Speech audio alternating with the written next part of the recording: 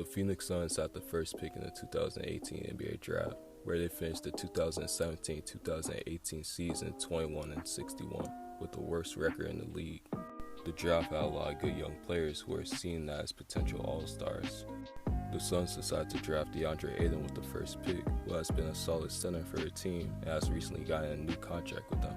Even though he turned out to be a good player, he wasn't the best player in the draft. The best player in the draft was Luka Dončić. He was selected with the third pick in the draft by the Atlanta Hawks, then was traded to the Dallas Mavericks. During his time in the NBA, Luka has won Rookie of the Year, been an All-Star 3 times, and has made All-NBA 3 times. Luka also beat the Suns last season in 7 games and got his team all the way to the Western Conference Finals. The Suns had a better team than the Mavericks and had a 2-0 lead as well. People thought the Suns were going to win the series easily, but the Mavericks fought back and won the series. Luka played a huge part in helping his team win the series against the Suns, and he showed that he was the best player in the series as well. So what if the Suns drafted Luka Dončić instead of DeAndre Ayton? The Suns needed a point guard, and Luka will have helped facilitate their offense. The Suns will have also had an amazing backcourt, Luka Dončić and Devin Booker. Luka is more of a playmaker who could find his own shot as well, while Devin Booker is a scoring guard. I think the Suns' record will improve due to Luka being on their team because he helped the Mavericks obtain 33 wins in the 2018-2019 regular season and was the leading scorer on their team as well, which shows that he was the main reason for the Mavericks finishing the season 33-49. I think Luka being on the Suns will help them finish their season 27-55, which is more than what the Suns had, where they finished the season with 19 wins.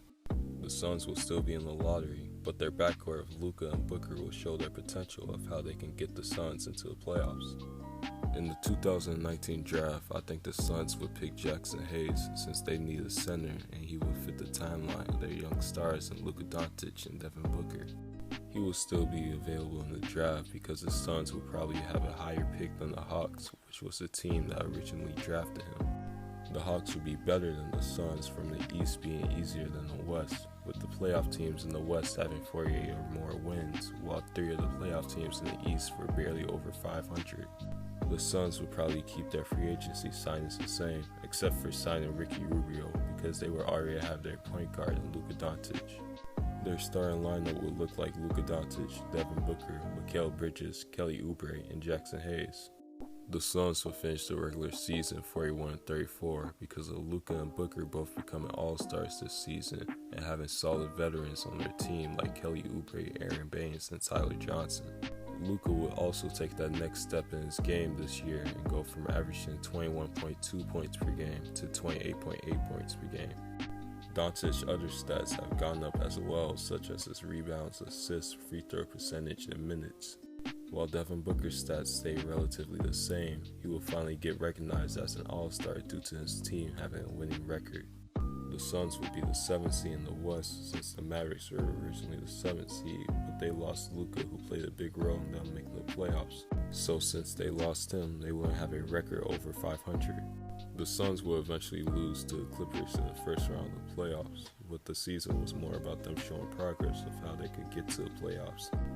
In the 2020-2021 season, the Suns started to make it a habit of getting to the playoffs. They will have had the 18th pick in the playoffs as the 7th seed, where they will pick Precious Achiuwa, who is a really versatile player that can play forward or center for the Suns. They will have signed Jay Crowder in free agency as well, who is a good shooter and defender.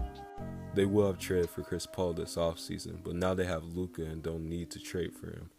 I can see the Suns still being the 2nd seed in the West with a record of 49-23, which is a worse record than they originally had.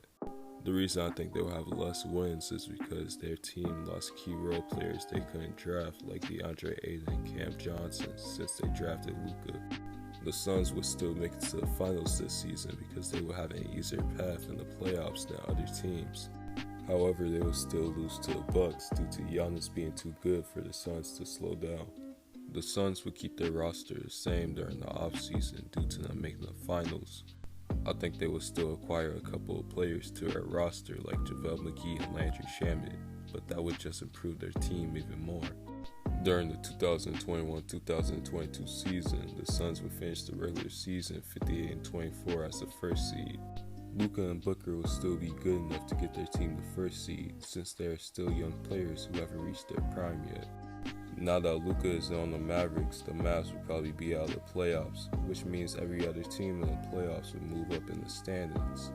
The Suns will play the Clippers in the first round, and they will probably beat them easily because they don't have Kawhi Leonard due to injury. Then the Suns will play either the Nuggets or the Jazz, but most likely the Jazz because the Nuggets have a lot of their players injured as well, like Jamal Murray and Michael Porter Jr. They will most likely win the series against the Jazz since they have a better team than them, which means that they will play the Warriors in the Western Conference Finals. The Suns will lose to the Warriors because Golden State has more experience than them. However, the Suns have something that they don't have, and that's two players who are under the age of 26 and haven't reached their full potential yet, which is why their team would be really interesting if they drafted Luka. The Suns have a Hall of Fame point guard in Chris Paul, but his game is expected to decline due to him being 37 and suffering a lot of injuries in his career. The point I'm trying to make is that if Luka was on the Suns, he could give their team the same success and even more. Luka is a generational talent, and if the Suns drafted him, then there is no telling how good they would be. I don't think the Suns regret their decision of not drafting Luka because they still managed to make their team into a contender. But if they had Luka, then they would still be a good team and even have a contending team for many years.